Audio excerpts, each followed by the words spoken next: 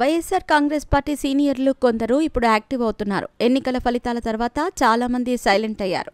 అయితే పార్టీకి ఇక భవిష్యత్తు లేదని భావించిన చాలా మంది గుడ్ బై చెప్పారు. పార్టీలో నెంబర్ 2 స్థాయికి ఎదిగిన విజయసాయిరెడ్డి లాంటి నేతలు కూడా వెళ్లిపోయారు. అయితే దశాబ్దాలుగా రాజకీయాలు చేసిన వారు మాత్రం సిద్ధాంతపరంగా వేరే పార్టీలో చేరలేకపోయారు. అటువంటి వారిలో సీనియర్ నేత ధర్మాన ప్రసాదరావు ఒకరు. ఎన్నికల ఫలితాల అనంతరం వైఎస్ఆర్ కాంగ్రెస్ పార్టీలో ఉండాలా, వేరే పార్టీలో చేరాలా అని గట్టిగానే ఆలోచన చేశారు ధర్మాన. కుమారుడి రాజకీయ భవిష్యత్తు కోసం ఆయన టీడీపీలో చేరతారని పెద్ద ఎత్తున ప్రచారం సాగింది. కానీ అటువంటిదేమీ లేకుండా పోయింది. ఇప్పుడు అనూహ్యంగా వైఎస్ఆర్ కాంగ్రెస్ పార్టీలోనే ఆయన కొనసాగేలా సంకేతాలిచ్చారు. దీంతో పార్టీ శ్రేణుల్లో జోష్ కలుగుతోంది. రాజశేఖర్ రెడ్డికి సన్నిహిత నేత.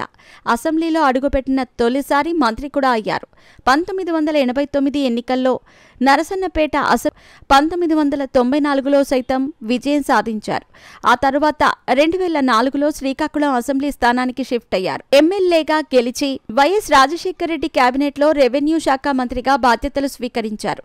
2009లో సైతం గెలిచి మంత్రిగా బాధ్యతలు తీసుకున్నారు. అయితే కాంగ్రెస్ను విభేదించి జగన్మోహన్ రెడ్డి ప్రత్యేక పార్టీని ఏర్పాటు చేశారు. కానీ అటువైపు వెళ్లలేదు. అయితే 2014 ఎన్నికలకు ముందు అనూహ్యంగా వైసీపీలో చేరారు. ఆ ఎన్నికల్లో వైసీపీ అభ్యర్థిగా పోటీ చేసి ఓడిపోయారు. 2019లో రెండోసారి వైసీపీ అభ్యర్థిగా పోటీ చేసి గెలిచారు. మంత్రి పదవి ఇవ్వకపోవడంతో కొద్ది రోజుల పాటు సైలెంట్గా ఉన్నారు. మూడోసారి వైసీపీ అభ్యర్థిగా పోటీ చేసి ఓడిపోయారు. అప్పటి నుంచి రాజకీయ పార్టీ కార్యకలాపాలకు దూరంగా ఉంటూ వస్తున్నారు. 2024 ఎన్నికల్లో ధర్మాన ప్రసాదరావు దారుణంగా ఓడిపోయారు. ఒక సామాన్య సర్పంచ్ చేతిలో 52,000 ఓట్ల తేడాతో ఓటమి చవిచూశారు. ఇక్కడ తెలుగుదేశం పార్టీకి క్షేత్రస్థాయిలో చాలా బలం ఉంది. అదే ధర్మాన ప్రసాదరావుకు పునరాలోచనలో పడేసింది. వైసీపీలో ఉంటే భవిష్యత్తు ఉండదని ఆయన ఒక నిర్ణయానికి వచ్చినట్టు ఆ మధ్యన ప్రచారం జరిగింది.